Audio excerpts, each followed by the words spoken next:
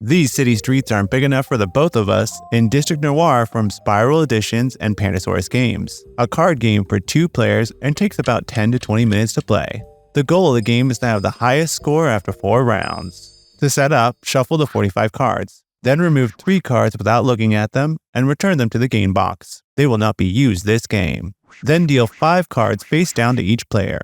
These cards make up their starting hand. Place the remaining cards in the deck in the center of the table, within reach of both players. Finally, draw 2 cards from the deck and place them face up in a row in the center of the table. Each player chooses a different side of the faction token. Toss the token and give it to the player whose chosen side landed face up. They will be the first player for the first round. We're ready to begin! One game of District Noir is played over 4 rounds, with both players taking 6 turns per round. Each round, players will take turns to perform one of 2 possible actions. Play a card and take 5 cards from the center. Play a card, choose a card from hand and place it at the end of the row. If the player's hand is empty, this action can't be taken, and the second action, taking 5 cards, must be performed instead. There are 4 kinds of cards: Supporter, Alliance, Betrayal, and City cards. Supporter cards represent the groups of major influence in District Noir. Each group has a certain number of members, and a player will need the majority of them to gain their victory points. Alliance and Betrayal cards represent the deals or treacheries made to control District Noir. These cards will either add or subtract points from the player who has them during endgame scoring.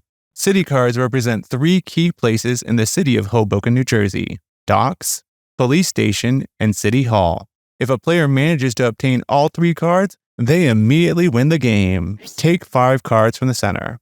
Starting with the last card in the current row, the player takes exactly 5 cards, sorting them by their type and placing them face up in front of themselves, keeping the collected cards until the end of the game. This action cannot be chosen if there are no cards in the center of the table. However, it is possible to perform this action if there are less than 5 cards available. In this case, take all the cards from the row.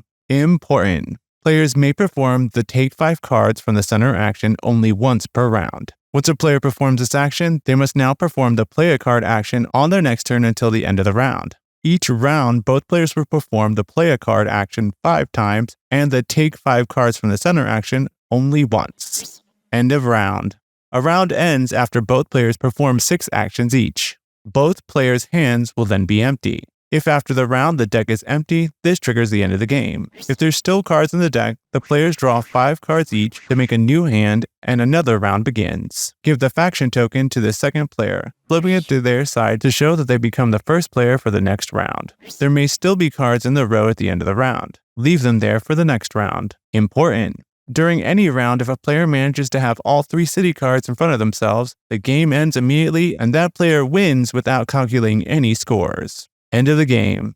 The game ends when the players have played 4 rounds and the deck has been emptied. Scores are then calculated as follows. For each of the different groups of supporter cards, the player who has the majority of those cards scores victory points equal to the numbers shown on that supporter type: 5, 6, 7, or 8 points. Each set of 4 different supporters earns the owner 5 additional victory points. Players then add or subtract the points on their Alliance and Betrayal cards from their victory point total. The player with the highest victory points wins the game. If there's a tie, the player with the majority of value 8 supporter cards wins. If there's still a tie, check who has the majority of value 7 cards, and so on.